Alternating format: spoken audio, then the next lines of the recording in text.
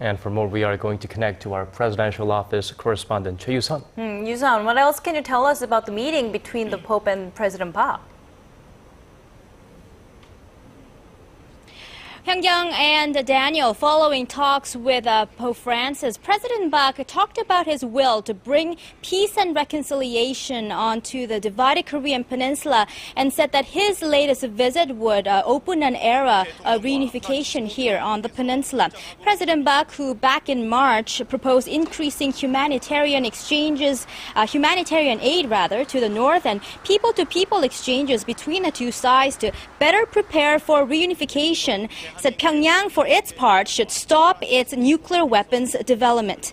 She then asked Pope Francis to continue praying for those in conflict to forgive, those divided to unite, and for Koreans to work toward a unified Korea.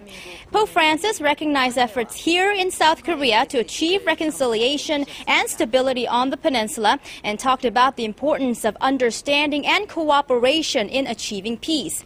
Pope Francis, who is dedicated to the society's marginalized and those in suffering, then said not meeting their immediate needs, but assisting with their human and cultural advancement so that their voice too can be heard should be the main goal. The Pope affirmed the Church's commitment to helping Koreans better educate their children and strengthen solidarity within Korean society. Guys? Well, You-sun, we've been hearing about his schedule, so tell us more about what we can expect in the coming days.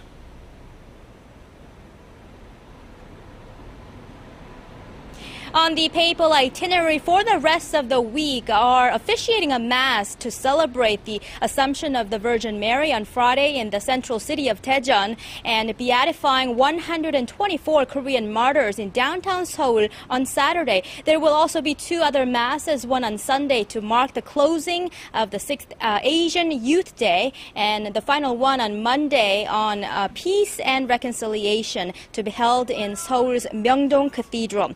The Pope, who values looking after the vulnerable and those in suffering, is also expected to meet with the families of April's deadly ferry disaster victims and Korean victims of Japan's wartime sex slavery during his trip.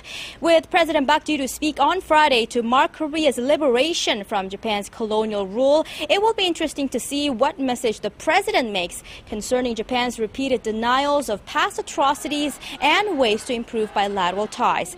This was Choi You-sun reporting on Pope Francis' visit to Korea, and I'll be back with more details on our next newscast.